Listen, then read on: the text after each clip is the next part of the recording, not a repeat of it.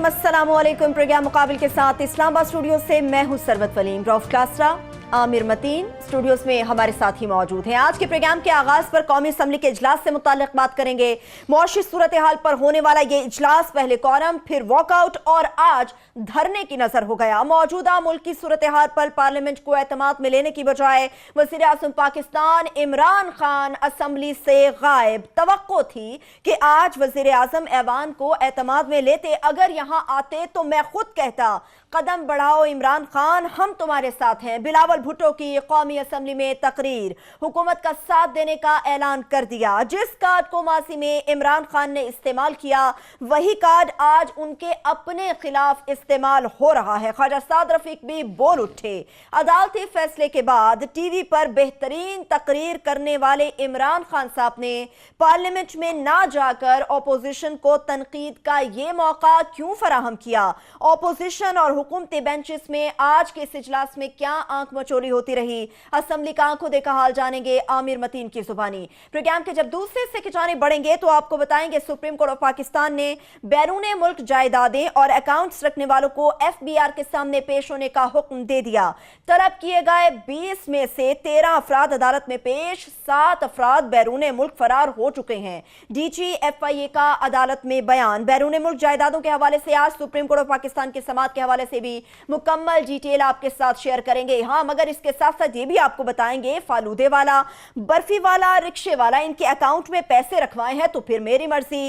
रोज कहते हैं कभी दूध वाला आ गया, कभी बर्फी वाला, पहले ये साबित करना होगा कि पैसे मैंने रखवाए। जाली अकाउंट्स पर गिरफ्तार करना है तो बिस्मिल्लाह, दोबारा से मशहूर होना चाहता हूं। आसिफ अली जरदारी का नया सियासी पैंतरा, पंजाब से खुद गिरफ्तारी की ख्वाहिश का इजहार भी कर दिया। मुकम्मल डिटेल से इस पर भी बात करेंगे, मगर सबसे पहले आमिर साहब, आप चूंकि खुद असेंबली इजलास में मौजूद थे, इजलास के हवाले से बात करेंगे। जब मौजूदा सूरत हाल इतनी क्रिटिकल है, हर कोई इस पर बात करना चाहता है, ऐवान को एतमाद में लेना चाहता है, तो फिर खान साहब प्राइम मिनिस्टर ऑफ पाकिस्तान इस इजलास के फोरम पर क्यों तशरीफ नहीं ले गए? खैर, ये तो प्राइम मिनिस्टर साहब खुद ही बताएंगे कि वो क्यों नहीं आ जाए, मगर कैबिनेट की आज मीटिंग भी थी और दूसरे आज उन्होंने चीन भी जाना था, तो बहाना तो कर सकते हैं मगर आज आना ज़रूर चाहिए था मेरा ख्याल है।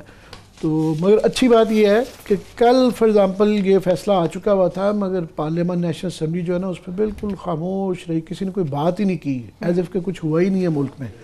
तो आज कम अज़ कम ये था कि प्राइम मिनिस्टर की कल तकरीर का ये असर ज़रूर हुआ कि आज पार्लियामेंट ने स्टार्ट ही यहाँ से कहा कि जनाब ये खरगोश की तरह या कबूतर की तरह आंखें बंद करके इतना बड़ा एक वाक़या हो गया है पूरे मुल्क के अंदर। ज़ाहिर है बहुत अफरा तफरी है और जो है कहीं काफ़ी जगह से सड़कें वगैरह बंद थी, तो डिस्कस ना करना एक बिल्कुल बेवकूफ़ियत है। इसलिए हेड ऑन आज असम्बली के अंदर इसके ऊपर बात हुई और ये बहस भी रही कि ये स्ट्रैटेजी जो है ना स्टिक एंड कैरेट की, carrot and stick, stick and carrot, कि ये आया कारगर है या नहीं है। कि पहले जो है तकरीर कर दी प्राइम मिनिस्टर ने बड़े सख्त अल्फाज में कि हम जो है ये अलाउ नहीं करेंगे, और उसके बाद से आज ये बातें की जा रही थी कि उनसे बातचीत कर रहे हैं, आया ये कारगर है नहीं है। दूसरा ये वाली बात भी कि आया आज प्राइम मिनिस्टर चीन चले गए हैं, तो ये आया इस तरह का जो बिलावल भुट्टो ने भी आज जिक्र किया कि ये सारा कुछ मुल्क में हो रहा है और आया मुनासिब था। और दूसरी तरफ ये आर्गूमेंट आ रहा था कि नहीं जनाब, वो बहुत इंपॉर्टेंट इवेंट है हमारे लिए, पाक चीन का विज़िट भी, और वहाँ से हमारा क्योंकि सारी जो मुल्क में मुआशी बहरान चल रहा है, पैसे भी आने हैं, चीन से तल्लुकात भी हैं, और फिर ये है कि आप प्रटेंड करते हैं कि जनाब ये काउंटर आर्गूमेंट ये आ रहा था कि जनाब चीज़ें कंट्रोल में हैं, इतने बुरे हालात नहीं, ना जाने का मैसेज ज़्यादा ख़राब जाना था। पर जो कन्फ्यूजन हुआ आज और थोड़ी सी मायूसी भी हुई, वो खुर्शीद शाह साहब की तकरीर थी। बल उनका ये आर्गूमेंट था कि इनको जो है इमरान खान साहब को ये जिक्र ही नहीं करना चाहिए था आर्मी चीफ के हवाले से, या ये भी जिक्र नहीं करना चाहिए था कि जनाब ये जजेस की जान को ख़तरा है। तो जिनको नहीं भी पता था पता चल गया। मैं समझता हूँ बिल्कुल करना चाहिए था। जब पूरे सोशल मीडिया में चल रही है बात और ये जो सरगोशियों में चलती है, ये बात ज़्यादा ख़तरनाक होती है। तो टेक ऑन करने लिए, उनको बताने के लिए, उनको डिफेंसिव पे लिए कि उन्होंने लाइन को क्रॉस किया है और उसका एक इफेक्ट हुआ है कि जनाब ये आम आदमी जो बहरहाल अपनी अदारों के साथ, फौज के साथ, जजेस के साथ, आम आदमी फिर भी खड़ा होता है। जब उसको पता चलता है कि ये बातें कही गई हैं, उसका एक असर पड़ता है और वो डिफेंसिव पे जाते हैं। मगर खुर्शीद शाह साहब की आज ना नीदर हेयर नॉर देयर वाली थी, थोड़ी सी सियासत कर रहे थे और वो शफकत महमूद ने उनको सही पकड़ा। उन्होंने कहा जनाब आपने इतनी लंबी तकरीर तो कर दी है, मगर आपने एक दफ़ा भी मजम्मत नहीं की है कि ये जिस तरह के बयानात दिए गए हैं चीफ ऑफ आर्मी स्टाफ के मतलब या जजेस के मतलब या जिस किस्म का एक माहौल बना दिया गया, इसकी मजम्मत नहीं की आपने। और ये प्राइम मिनिस्टर ने जो तकरीर किया है दलेराना फैसला है और वाकई ये एक दलेराना है। पर अच्छी बात ये है कि नून लीग जो है ना वो दरमियान में रही कि ख्वाजा साद रफ़ीक ने जो है उन्होंने बिल्कुल खुले अल्फाज में इसकी मजम्मत की। उन्होंने कहा जी ये तो एक्सेप्टेबल ही नहीं है, वो नहीं है। बाकी उनका पॉइंट ऑफ व्यू था कि इसको हैंडलिंग जो है ना शायद पता नहीं इतना जारहाना नहीं था होना चाहिए। इनका टोन जो थी प्राइम मिनिस्टर की वो है ये बड़ा संजीदा मामला है और शायद इसको नरम तरीके से किया जा सकता है। और उसका भी काउंटर आर्गूमेंट हो सकता है, क्लास साहब के अपने उसके ऊपर व्यूज़ होंगे। बेस्ट पार्ट था कि बिलावल भुट्टो ने उन्होंने जो है ना बड़ा अच्छी तकरीर की। बड़ी एक तो उनका है कि वो आके पार्लियामेंट में सबसे रेगुलरली बैठते हैं और दूसरा बड़ी गौर से तकरीरें भी सुनते हैं। लग रहा है कि वो एक बंदा आदमी ट्रेनिंग नहीं कर रहा होता, पर वही जो क्लास वाली बात है, उनके वालिद साहब का ज़रा साया कम हो जाए, उनको अकेले छोड़ा जाए तो बड़ा अच्छा हैंडल कर लेंगे। उन्होंने तकरीर भी बड़ी अच्छी की। उन्होंने कहा ना मैं आज कोई पुरानी बातें नहीं दोहराना चाहता कि पिछले फैज़ाबाद वाले जलसे के अंदर पीटीआई का क्या रोल रहा या माजी में ये क्या इस तरह की तंजीमों को खुद भी ये सपोर्ट करते रहे, मैं उस पर नहीं जाना चाहता। फिर उन्होंने कहा कि मैं बिल्कुल अपोजिशन का जो इन्होंने दरमियाना सा रास्ता रखा हुआ है और ये तनकीद कर रहे हैं प्राइम मिनिस्टर की स्पीच पर, मैं वो शेयर नहीं करता, मैं उसके हम ख्याल नहीं हूँ इस साइड के। मगर मैं ये ज़रूर चाह रहा था कि प्राइम मिनिस्टर यहाँ पे होते और यहाँ पे खुद ब्रीफ करते, जो तकरीर उन्होंने टीवी पे की वो यहाँ भी करते। और मैं आज ये उम्मीद करके आया था कि यहाँ वो बातें होंगी, ये नहीं है। दूसरा उनका ख्याल था कि चीन जो है ना प्राइम मिनिस्टर को इन हालात में नहीं जाना चाहिए था। तो मगर ओवरऑल उनकी मजम्मत के हवाले से और बिल्कुल उन्होंने कहा जी जजों को भी प्रोटेक्शन होनी चाहिए। और जो है फैसला जो आ गया है उसके बाद वो आसिया बीबी को और उसकी फैमिली को भी प्रोटेक्शन होनी है। रियासत की जिम्मेदारी है, जब अदालत ने फैसला दे दिया है तो वो बिल्कुल वो है। तो उसमें बहरहाल यही बहस रही कि ये जो लुबलबाब ये था कि अपीसमेंट की अभी करना क्या है, हालात को डील कैसे करना है, बातचीत के ज़रिए मसला हल करना है कि इनके ख़िलाफ़ ऑपरेशन करके करना है। तो ये आर्गूमेंट मोर और लेस जो आ रहा था वो ये जो नज़र आ रही गवर्नमेंट का भी कि पहले इनको वार्न ज़रूर कर दिया है मगर बातचीत से ही शायद वो हल करने के लिए थे, सारे करनी है। पर अब ये क्वेश्चन है जो हमें भी डिस्कस करना है कि आया क्या ये बातचीत से मसला हल हो जाएगा। जो हमें इतलाएँ आ रही थी असम्बली के अंदर भी और बताया कि इस्लामाबाद पिंडी में तो काफ़ी हद तक ये डिफ्यूज़ हो गया है। अब लाहौर में और बाकी इलाकों में देखने वाली थी कि ये बातचीत से मामला कहाँ तक पहुँचा है हमें।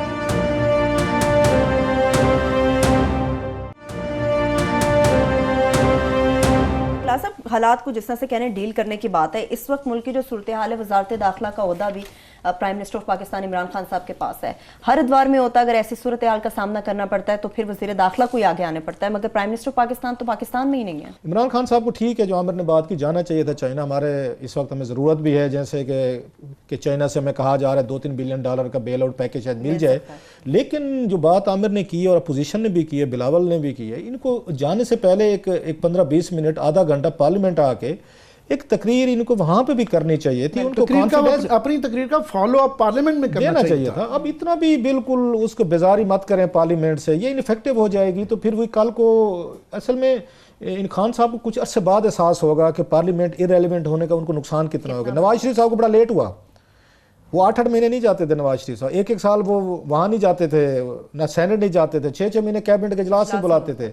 ये 2-4 चीज़ें अच्छी कर रहे हैं खान साहब, कैबिनेट के इजलास रेगुलर हो रहे हैं, नजर आते हैं, प्रेजेंस नजर आती है। रात वाली तकरीर बड़ी अच्छी थी और लोगों का मोराइल जो है रात उनकी तकरीर ने बढ़ाया है। वो जो स्पेस मिली थी ना हुकूमत को, जो उनको बहुत सारे अक्रॉस द बोर्ड तमाम लोगों ने आके इमरान खान को सपोर्ट दी, जो बात आज बिलावल ने भी वहाँ पे की है, वो मेरा ख्याल है 24 घंटे बाद वो थोड़ी सी कम हुई है कि दरमियान में इफ्स एंड बट्स वो जिस तरह आना शुरू हुए हैं तो उससे थोड़ा सा एक लोगों का एहसास हुआ कि शायद वो हुकूमत बैक फुट पे चली गई है।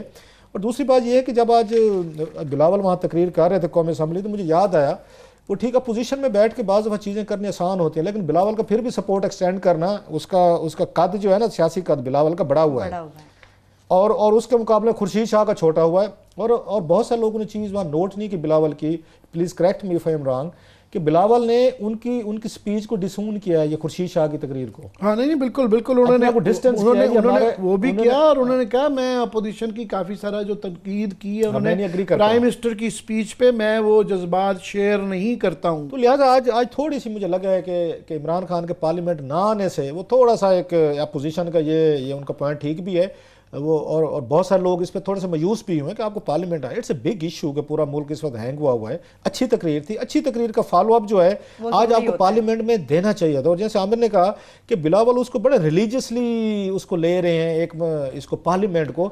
अगला मैं इंटरेस्टेड हूँ, आई होप कि उस पर बिलावल ज़रूर करेंगे। इमरान खान साहब से वो बस मिस हुई थी कि बिलावल को बहुत सारी कमेटीज़ का मेंबर बनना चाहिए। I can propose certain committee जहाँ पे बिलावल को ज़रूर बैठना चाहिए।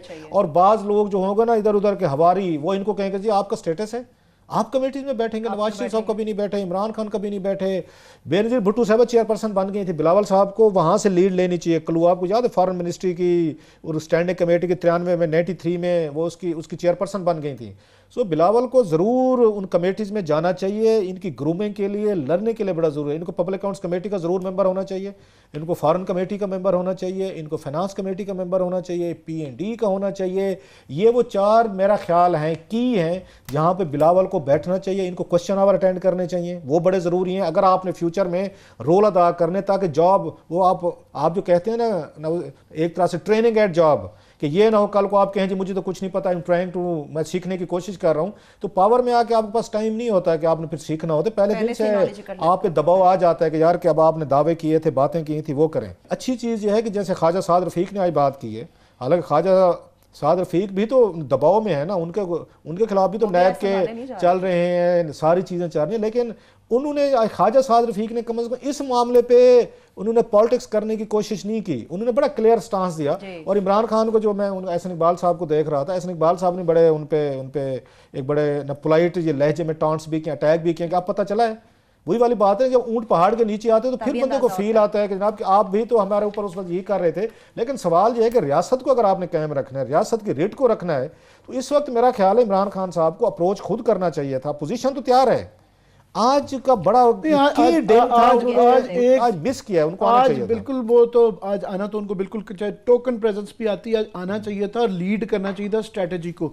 एक जरूर था कि एफर्ट एक नजर आया था पीटीआई में, वो जो आपका ये फेवरेट जुमला है ना पहाड़ के नीचे ऊंट का आना, वो थोड़ा सा ऊंट ये नजर जरूर आया कि ऊंट आज सबसे बातें कर रहा था। कि मेरा ख्याल वहाँ कोशिश हो रही है कि एक मुतफ़क्का किस्म की करारदाद पार्लियामान से आए, ताकि ये बाहर मैसेज नहीं जाना चाहिए कि जुडिशरी को सपोर्ट करने में, इदारों को सपोर्ट करने में और इन लोगों को ये को इनकरेज करना चाहिए। इसलिए आज करारदाद सबसे मिल रहे थे, वो नून लीग से भी मिल रहे थे, मिल रहे। बस सेंट्रल क्वेश्चन यही है, और था भी और है भी, वो ये कि इतनी तकरीर बड़ी ठोस किस्म की करने के बाद what then and what now, follow up क्या होना चाहिए था। आया उसके बाद उसी रात को कल ही ऑपरेशन होना चाहिए था, कल नहीं हुआ तो आज होना चाहिए, या बातचीत का है। सो दोनों तरफ के आर्गूमेंट्स थे कि जनाब ये एक पहले स्टिक, एक आर्गूमेंट तो ये था ना कि स्टिक दिखा दिए पहले, तो अब उसके बाद अगर बातचीत से मसला हल हो जाए तो वो तो अच्छी बात है कि आपको मैसेज भी क्लियर भी हो जाता है, डिफ्यूज हो जाएगा मामला। पर दूसरा आर्गूमेंट था कि ये लोग जो इस तरह के हैं, क्योंकि एक पूरा एक तबका है जिन्होंने ये जजमेंट पढ़ी भी नहीं है, ये जजमेंट नहीं पढ़ी। इस जजमेंट को अगर पढ़ लें, कोई भी पढ़ ले, उर्दू में भी है, इसके अंदर जितने कुरान और हदीस और सुन्नत के जितने हवाले दिए गए हैं, तो कोई भी मुसलमान आदमी चाहे वो जूरिस्ट हो, नॉन जूरिस्ट हो, कोई भी हो, उसके बाद कन्विंस हो जाता है कि जनाब ये जो कल क्लास साहब बात कर रहे थे कि हम क्यों चाह रहे हैं कि अगर साबित हो रहा है कि वो मुर्तकब नहीं हुआ, वाकया नहीं हुआ उस तरीके से, तो क्यों हमें तो सेलिब्रेट करना चाहिए कि उनकी शान में गुस्ताखी नबी पाक की नहीं हुई है, तो क्यों हम ये डिटर्मिन्ड हैं उसमें। और उसके अंदर ये जजमेंट के अंदर इतने हवाले हैं कुरान मजीद के और सारी मिसालें जो दी गई हैं, इसके पढ़ने के बाद ज़्यादातर लोगों ने ये नहीं पढ़ी हैं। तो जिन्होंने नहीं पढ़ी हैं और उन्होंने सोच लिए हुए और उनके जो एजेंडा है तो उन लोगों का ये सवाल ज़रूर है कि उनको कैसे रोका जाएगा। और ख़ास तौर पे जबकि एक जो स्टेज क्रॉस के जो बातें की गई हैं वो आज तक उस तरह की बातें नहीं की गई, तो आया क्या सिर्फ अपीजमेंट के उनको जो है ना बातचीत से मना कर दिया जाएगा कि अगले स्टेप पे जाना है कि उनकी सरजनिश की जाए। अगर इस वक्त भी इस स्टेज पे ये लाइंस क्रॉस करने के बाद भी लोगों को घर जाने दिया गया और बिल्कुल हंकी डोरी हो गया, तो ये बातें बार बार होती रहेंगी, ये रिपीट हो जाएंगी। आज नहीं तो कल रियासत को इन चीज़ों के फैसले करने हैं और तमाम इदारों को करने हैं, और हर चीज़ जो है जजेस पे नहीं छोड़ी जा सकती कि आप सारे सख्त फैसले अदलिया से करवाएं और अदलिया के बाद उसके बाद जब वो कर दें हौसला करें, इंसाफ करें। उन्होंने इंसाफ किया है इसके अंदर, जो जिन्होंने नहीं पढ़ी खुदा के लिए मेरी दरख्वास्त है इस फैसले को पढ़ें, बहुत अच्छा फैसला लिखा हुआ है, उसे पढ़ के इंसान कन्विंस हो जाता है कि नहीं हुआ। जब वो कर लेते हैं उसके बाद जो है उनको अकेला छोड़ दिया जाता है, मीडिया भी थोड़ा सा कमज़ोर खामोश हो जाता है, पार्लियामान में भी कल डिस्कशन नहीं हुई है, तो सारे जो है फिर उनको इस तरह नहीं किया जा सकता। इस तरह रियासतें नहीं चलती, इस तरह हुकूमतें नहीं चलती, कहीं भी नहीं चली। सब इदारों को अपना बराबर का हिस्सा और जिम्मेदारी अदा करनी होगी। एक छोटी सी ब्रेक की जानिब चले जाते हैं, जब ब्रेक से वापस आएंगे गुफ्तगू का सिलसिला यहीं से आगे बढ़ाएंगे, मगर इसके साथ साथ सुप्रीम कोर्ट ऑफ पाकिस्तान से मुतालिक भी बात होगी, जहां पर बैरून मुल्क जायदादें और फॉरेन अकाउंट से मुतालिक समाअत होगी। डिटेल आपके साथ शेयर करेंगे, साथ रहिए।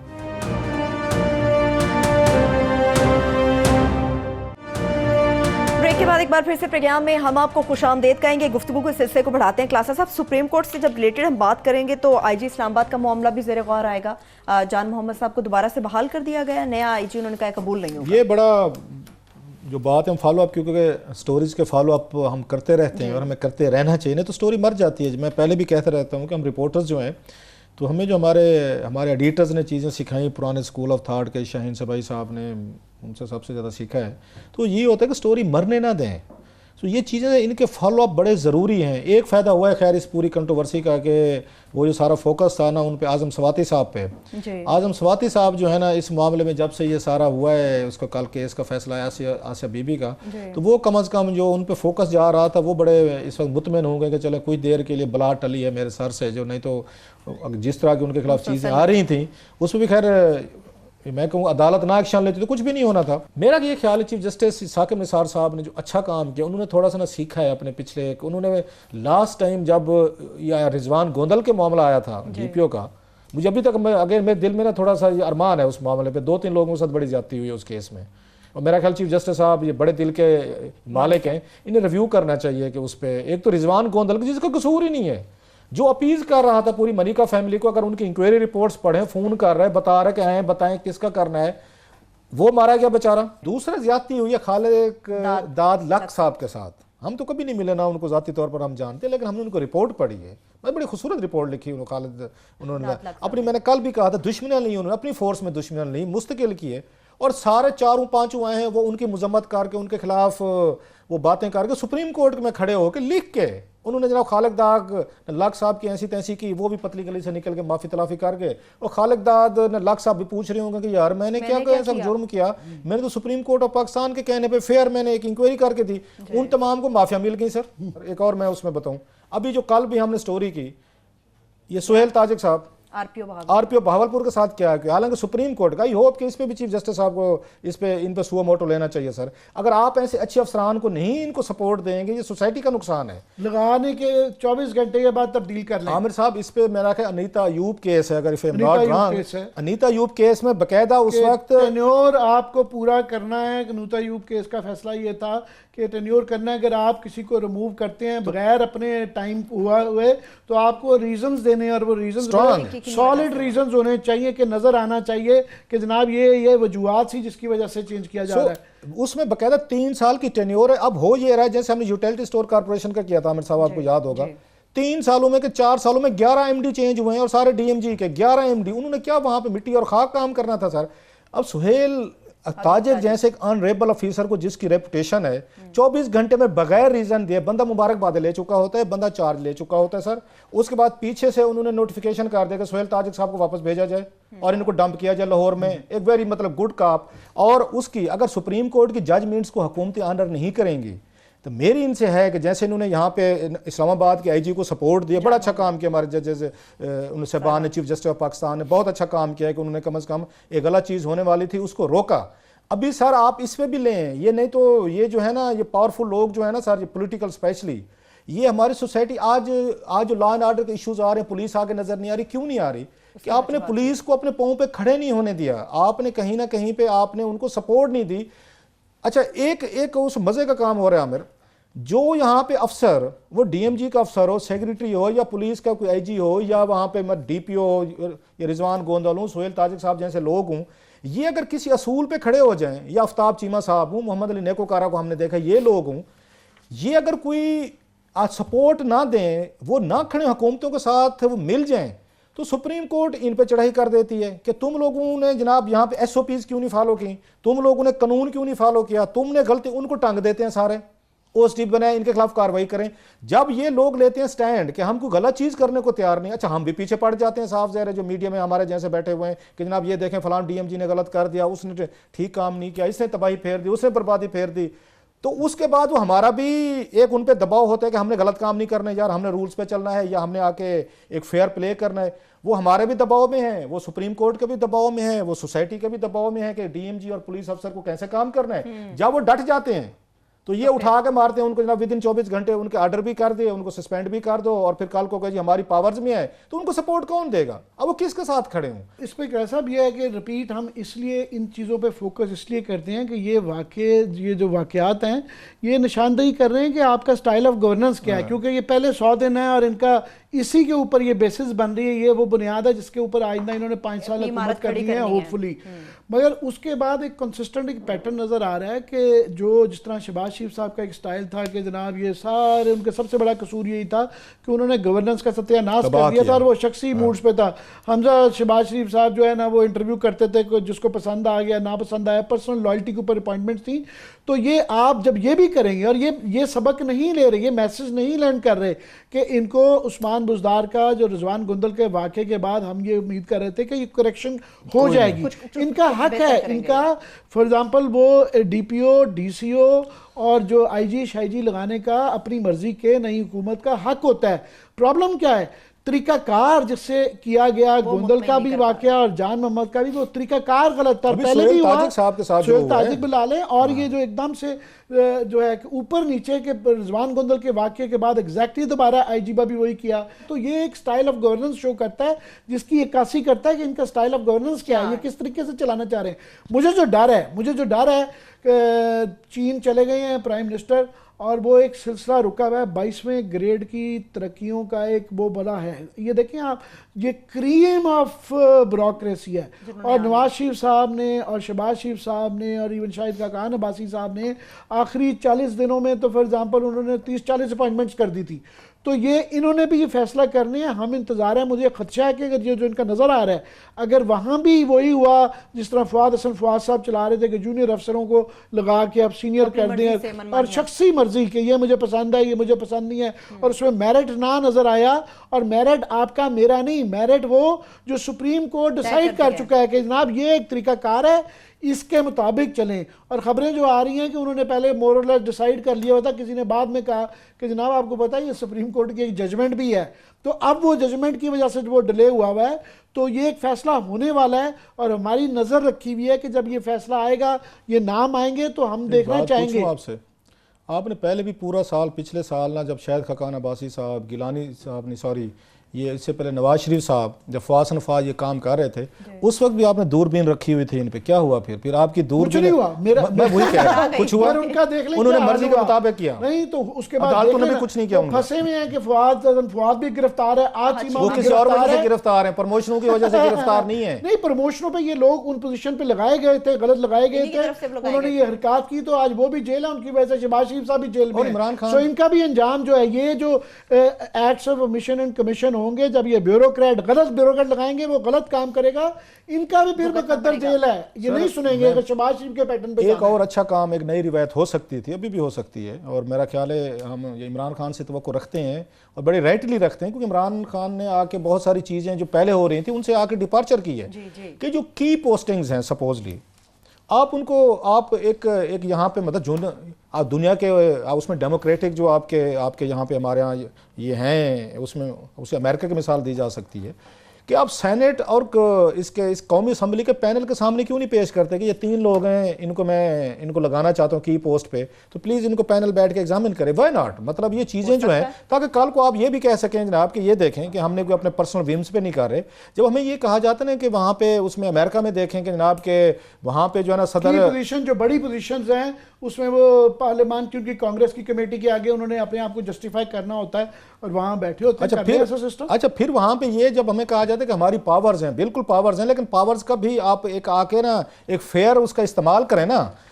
उसके प्रेसिडेंट के यूएसए प्रेसिडेंट को कोई वहाँ स्वीपिंग पावर्स नहीं है। उसने जो भी बड़े बड़े मेन ओहदों पे लोग लगाने होते हैं वो कांग्रेस के सामने उनको पेश होना पड़ता है। वो हमने लाइव चीज़ें देखी हुई हैं। और वहाँ पे लोग कैसे आते हैं, जेम्स कॉमी जैसे लोग आते हैं, FBI के चीफ, जब उसको कहते हैं ना वहाँ पे उनको प्रेसिडेंट कहते हैं, फरमाते हैं कि मैं आपसे लॉयल्टी की तवक्को रखूँ, उन्होंने नो एक्सीलेंसी, आप मुझे फेयर प्ले और ईमानदारी की तवक्को रखें। लॉयल्टी रियासत के लिए लॉयल्टी है। ऐसे अफसरान कहाँ आते हैं हमारे पास सर जी? कि मतलब जेम्स कॉमी की मैं आजकल उसकी पढ़ रहा हूँ जो उसने बुक लिखी है पूरे अफेयर पे, मतलब ऐसे अफसरान पता नहीं हमारे यहाँ आते हैं तो उनको रहने नहीं देते, कोई रुकता नहीं है। मुझे जो बार बार आजकल उसमें आ रहे कि उसने 6 साल की सर्विस कुर्बान कर दी सर।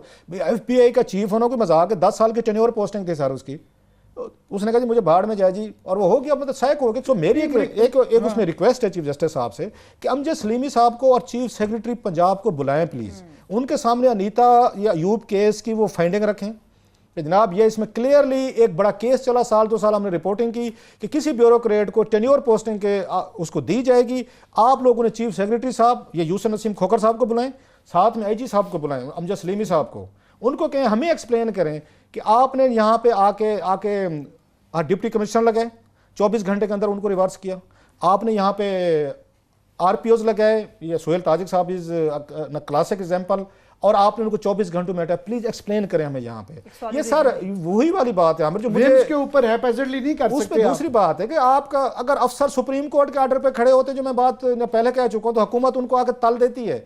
वो हुकूमत के साथ खड़े हो जाएं, जनाब बताएं हमने क्या करने हैं, बंदे मारने हैं नहीं मारने, क्या हुक्म करें, तो आप तल देते हैं, सुप्रीम कोर्ट उनको तल देती है। ये कहाँ पे जाए? ये तो सैंडविच बन के रह गए। फिर इसका नुकसान ये होगा, ये फिर आपकी गवर्नेंस को इश्यूज आ जाएंगे कि लोग फिर काम नहीं करेंगे, फाइल वर्क रुक जाएगा सर। उन्हें ये नहीं पता होगा हुकूमत खुश होगी, सुप्रीम कोर्ट होगी। मैंने वजीर के कहने पे वो तब्दील हुए हैं, वो फिर अवाम की नहीं सुनेगा, वो उनकी सुनेगा। इसलिए शोर मचा रहे हैं कि हमें ये पता है और सबको पता है कि जो तब्दीलियां हो रही हैं ये शख्सी इन्फ्लुएंस पे हो रही हैं कि वहाँ का कोई ना कोई तगड़ा आदमी आ गया, MP MNA वजीर आ गया और उसने कहा जनाब ये मेरा बंदा है, इसको अफसोस हुआ अमजद सलीमी साहब पे, मुझे अफसोस हुआ है। मतलब है उनकी बात यह है कि अमजद सलीमी साहब की स्टैंड लेना चाहिए। जो सारे की पोजीशंस पे यहाँ जो बंदे हैं लगाए गए हैं, उनके ऊपर या तो वो नैब की इंक्वायरियां हैं, उनके ऊपर कोर्टों की इंक्वायरियां हैं। जब वो आप जूनियर बंदे और फिर वो डूबियस बंदे और मशकूक बंदे जिनके ऊपर केसेस हैं वो लगाएंगे, तो उनसे फिर क्या एक्सपेक्ट करते हैं? फिर यही है फिर सिलसिला। चलिए जरा ब्रेक की जानिब आप चले जाते हैं। जब ब्रेक से वापस आएंगे तो बैरून मुल्क जायदादें, जाली अकाउंट्स की सुप्रीम कोर्ट में समाअत हुई है, इससे मुतालिक तो आपको बताएंगे, मगर जाली अकाउंट से गुफ्तगू जब आगे लेकर जाएंगे तो जाली अकाउंट्स पर गिरफ्तार करना है तो बिस्मिल्लाह। दोबारा से मशहूर होना चाहता हूँ, आसिफ अली जरदारी साहब ने जो नया सियासी पैंतरा खेला है कितना फायदेमंद हो सकता है? एक छोटी सी ब्रेक से वापस आके इसकी डिटेल से बात करेंगे, साथ रहिए।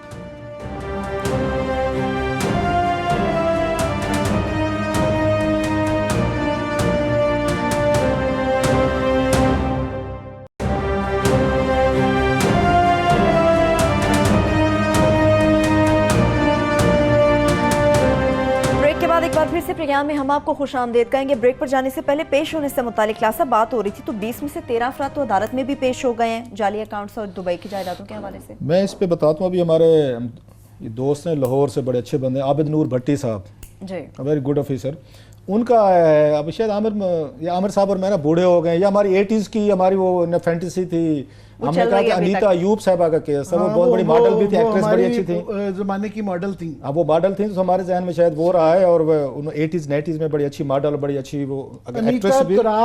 ये अनीता तुराब केस, अपोलॉजीज कि हमने इसको मिक्स कर गया। और आबिद ये नूर भट्टी साहब का भी शुक्रिया कि उन्होंने इसको लाहौर से हमें करेक्ट किया। अब कमिंग टू सर इसके सुप्रीम कोर्ट के आमिर साहब, ये भी है कि इस पे जो अकाउंट सामने आ रहे हैं, जो जदादें वहाँ पे सामने आ रही हैं कि FIA भी इसको फॉलो कर रही है, और उनमें आज उसमें 13 लोग पेश भी हुए हैं।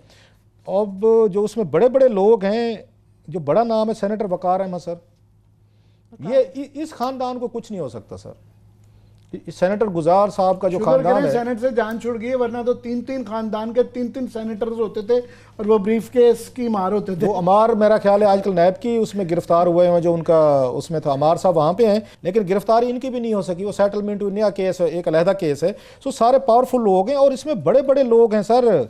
इसमें यहाँ पे बहुत सारे स्कूल कॉलेजेस जो यहाँ चलाते हैं उन्होंने जदादें ली हुई हैं वहाँ पे। इसमें पॉलिटिशियन भी हैं, सिविल मिलिट्री ब्यूरोक्रेसी भी है, इसमें हमारे साफ़ी भाई भी हैं, इसमें बड़े सारे कालम निगार भी हैं। ऑलमोस्ट सबकी जदादें जो है ना दुबई में उन्होंने रखी हुई हैं। अब वो जस्टिफिकेशन भी दे सकते हैं कि जो कुछ पाकिस्तान में हो रहा है इसके बाद कौन यहाँ पे जदादें रखेगा अपनी सर। और इसका नुकसान जो हुआ है, मैं जस्ट एक पास से कमेंट करूँ कि जो इमरान खान कोशिश कर रहे हैं कि कोई इन्वेस्टर है पाकिस्तान में, कोई बाहर से पैसा है, कोई डॉलर है, ये हमारे जैसे लोग भी कह रहे थे, खान साहब भी कह रहे थे कोई यहाँ पे कोई टूरिस्ट है।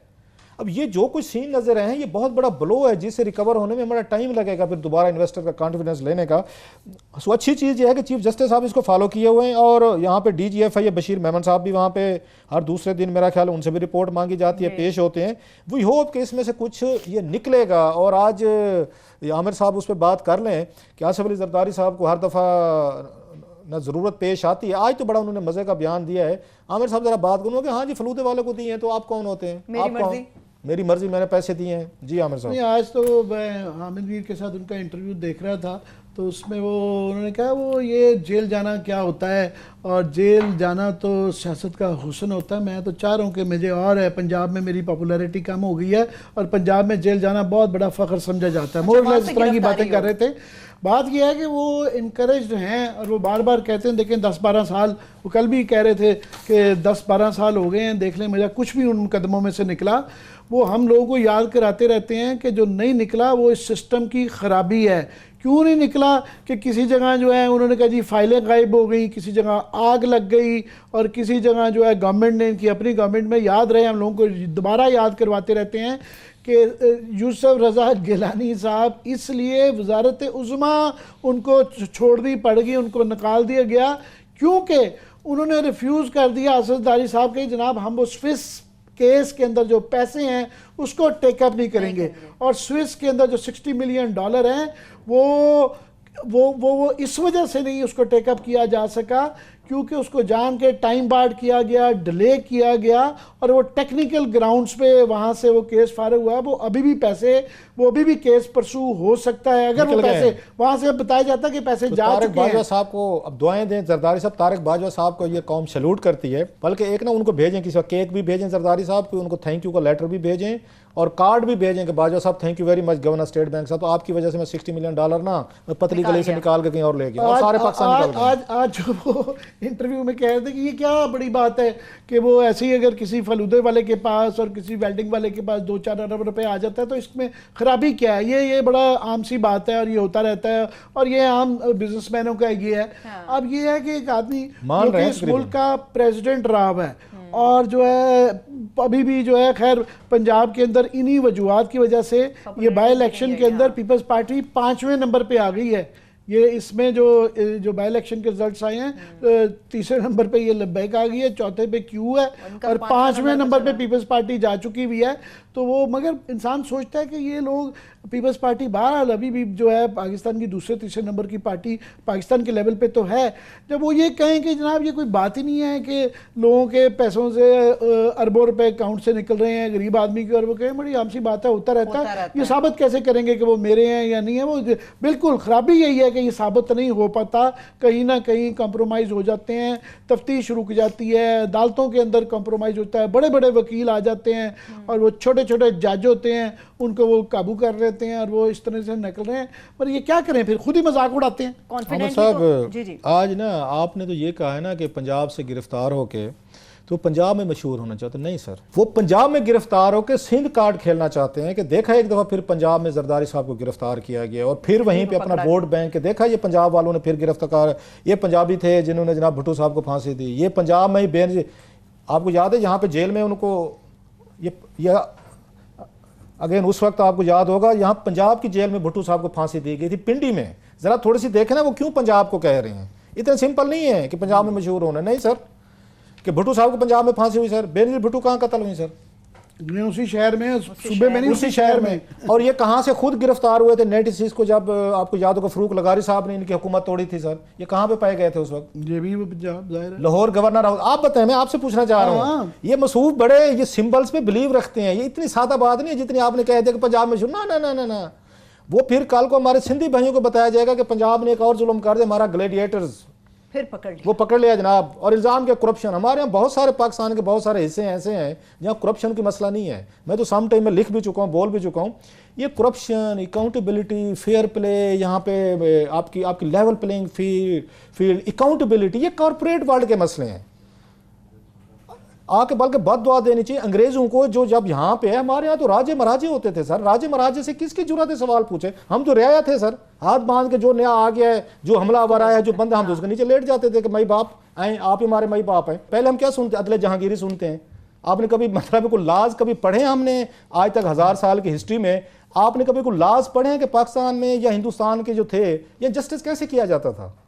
अदले जहांगीरी जंजीर हमें बताई जाती कि बादशाह सलामत का दरबार लगता था। अब आपको जुर्रत है, एक दफ़ा मेरा ख्याल तुगलक के खिलाफ एक साहब ने जाकर एप्लीकेशन दे दी, अगले दिन उसकी जो पूरी जो काजी के सामने उनकी अपनी पूरी लाश में भूसा भर के उन्होंने अदालत के बाहर उसको आकर लटका दिया था। ये तुगलक साहब की कहानी बता रहा हूँ मैं सर। तो हमारे यहाँ ये जो चीज़ें हैं, जरदारी साहब वो ठीक कह रहे हैं कि आज ये गिरफ्तार होना इसलिए चाहते हैं कि अब इनके पास कोई सबूत नहीं रहेगा। दूसरी बात आपने सारी सही की है कि रिग्ड सिस्टम है, हम जहनी तौर पर गुलाम लोग हैं, बड़े आदमी को तकलीफ में दे के हमारे आंसू शुरू हो जाते हैं। ये ग्रीक मैथोलॉजी से चल रहा है, उसकी एरिस्टोटल की क्या डेफिनेशन है इसकी ट्रेजिडी की, कि ट्रेजिडी बड़े आदमी के साथ होती है। ये यहाँ पे रियाया की कोई ट्रेजिडी नहीं होती, रियाया 1000 मारी जाए किसी की आंख में आंसू नहीं होगा। बादशाह सलामत को थोड़ा सी किसी पे उसको चोट लागे, पूरी रियाया उसके लिए दुआएं मांगना आगे बैठ जाती है। सो जरदारी साहब जो हैं उन्हें पता है कि मैं कहीं नहीं भाग सकता, मतलब ये कहना मैं मशहूर होना चाहता हूँ गिरफ्तारी के बाद। और आपको कितनी मशहूरी चाहिए जनाब? अल्लाह ने माशाल्लाह बहुत आपको मशहूर कर, आप कहते बैंक वालों को पकड़ें, अगर निकला मुझे कौन पकड़ सकता है, कानून का मुझे पता है। इतने समझदार थे माशाल्लाह, अल्लाह ने आपको कितना ज़हीन बनाया। ये सारी जहानत आपने अपनी दौलत इकट्ठी करने के लिए की है। At the end of the day उनके हेल्थ इश्यूज़ की वजह से वो सादा खुराक के अलावा कुछ खा नहीं सकते। इतने पैसे क्या करना था आपने? बना लिया, अब उसका डिफेंस हो रहा है कि पकड़ा जाएगा, बैंक वाला पकड़ा जाएगा। वो खुद कह रहे हैं क्यों? अब ये बैंक वालों को भी समझना चाहिए कि आपको प्रॉक्सी की तरह इस्तेमाल करते हैं, घास और चारे की तरह इस्तेमाल करते हैं। इन्हें अंदाजा नहीं है कि जिन लोगों के जरिए अगर आपने ये काम करवाया है, जेल अकाउंट से, उनकी फैमिलीज हैं, उनके बच्चे हैं, वो कल को वो ये गिरफ्तार होंगे, वो पकड़े जाएंगे। और मेरा ख्याल अनवर मजीद साहब जैसे लोगों के लिए भी बहुत बड़ा लेसन है। इन्होंने जनीवा में जेम्स बॉन्ड भेजा था, याद है आपको? वो सुगार पीते गए थे, ये वाजिद शमसुल हसन साहब, वो पकड़े गए थे वहां पे, वो सुगार पी रहे हैं, ऊपर हैट लिया हुआ है, तो ऊपर उन्होंने अम्ब्रेला लिया हुआ है, बारिश हो रही है, बड़ा रोमांटिक सा माहौल, पूरा जेम्स बॉन्ड। इन्होंने वो संदूक करवाए यहाँ पे। ये आपको याद होगा मेरा ख्याल आए थे, उनका नाम था, उनका क्या नाम था, वसीम अफजल साहब, वो डिप्टी चेयरमैन नैब, अदालत में पेश है। उन्होंने कहा मैं तो सारी यहाँ पे डॉक्यूमेंट्स में छोड़ के गया था, वो सारी चोरी हो गई हैं। अब मैं बताना नहीं चाहता इनके फैसले जो इनको आके इन्हीं के दौर में इनको कौन सा बड़े वकील साहब थे जो सारा बैठ के फैसले डिक्टेट करवाए, इनको उन्होंने बरी करवाया। हंसते मुस्कुराते आते हैं, वो मर्जी से इंटरव्यू देते हैं, दोस्ताना माहौल में बैठते हैं, कौम को चिढ़ा जाते हैं, आखिर में कहते हैं पंजाब से गिरफ्तार होना चाहते हो। लास्टली ये है कि ये इस वक्त जो बहुत बदकिस्मती की सूरत हाल है कि मुल्क आधा एक किस्म का रुका हुआ है, उस सारे क्राइसिस को सारे अपने अपने उसके लिए यूज़ कर रहे हैं। एक तरफ गवर्नमेंट ने भी ये किया है कि उन्होंने भी ये, आप अभी क्लासा पॉइंट आउट कर रहे थे कि 5 रुपए का पेट्रोल उन्होंने चुप करके ना इसी दौरान कर दिया कि लोगों का सारा ध्यान जो है ना इस तरफ हुआ है, उन्होंने कहा ये पेट्रोल डीजल का नहीं चलेगा। उस तरह ही जो है नून लीग, मैं आप सॉरी बात करूं, कौम बड़ी खुश थी कि सऊदी अरेबिया से मुफ्त पेट्रोल आ रहा है। दारी साहब भी जो है ना, खुशीर शाह जो आज तकरीर कर रहे थे, उसके मकसद ये था कि गवर्नमेंट को बसाई रखो, इधर से ना निकलने दो ताकि हम रिलीफ वहां लेंगे। तो हर कोई इसको जब इस्तेमाल करेगा तो मुल्क का सत्यानाश होगा। सत्यानाश इसी तरह से होगा। इसके साथ ही प्रोग्राम भी अपने इख्तिताम को पहुंच रहा है। अपना बहुत सा ख्याल रखिए। खुदा हाफिज़।